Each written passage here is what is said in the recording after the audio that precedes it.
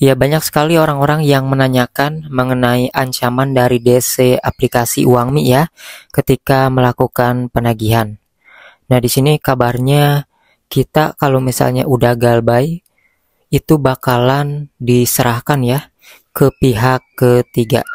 Lalu bagaimana menanggapi hal tersebut ya? Apakah si DC lapangannya ini ataupun si FC-nya ini beneran bakalan hadir datang ke rumah atau seperti apa? Oke, jadi untuk aplikasi Uangmi ini adalah aplikasi yang memang resmi OJK dan tergabung keanggotaannya dengan AFPI dan di sini mendapatkan bintang 4,3 ratingnya, dan tentunya di sini kalian juga bisa lihat ulasan-ulasan di bagian rating bintang satunya ya. Jangan hanya dilihat yang ngasih rating bintang 5-nya aja. Dan untuk aplikasi Uangmi sendiri di sini sudah di-download sekitar 10 juta pengguna lebih. Nah, tentunya untuk aplikasi ini juga banyak sekali orang-orang yang mengalami telat bayar dan bahkan hingga gagal bayar. Nah, benarkah ancaman dari DC Uangmi ini kita bakalan diserahkan ke pihak ketiga dalam penagihan atau seperti apa? Oke, jadi aturan undang-undangnya sendiri ya teman-teman, aturan dari pinjol ini sendiri memang benar jika kita telat bayar selama 90 hari itu bakalan bisa ya dialihkan ke pihak ketiga.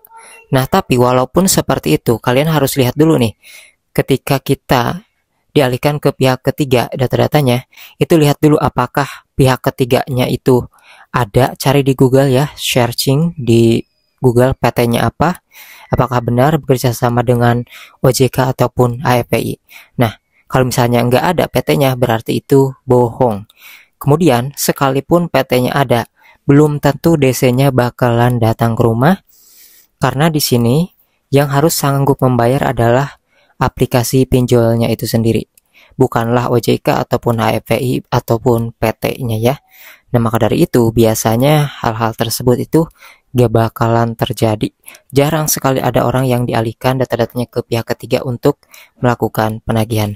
Jadi buat teman-teman yang diancam oleh DC Uangmi, gak perlu takut ya, gak usah panik, karena itu hanyalah gertakan saja. Apalagi yang nominalnya di bawah 1 juta, wah itu sangat jarang sekali. Dan aplikasi ini tentunya sudah banyak ya yang mengalami gagal bayar, jadi bukan hanya kalian saja. Yang pasti untuk aplikasi yang resmi OJK seperti ini aman, dan kita juga harus tahu aturan-aturan dari OJK yang diterapkan ke aplikasi pinjaman online yang resmi. Karena ada beberapa hal yang tidak boleh dilanggar oleh aplikasi tersebut. Jadi kalau misalnya ada hal yang di luar batas wajar, itu kita bisa laporkan nantinya ya teman-teman, seperti itu. Nah, so kira-kira seperti apa pengalaman kalian?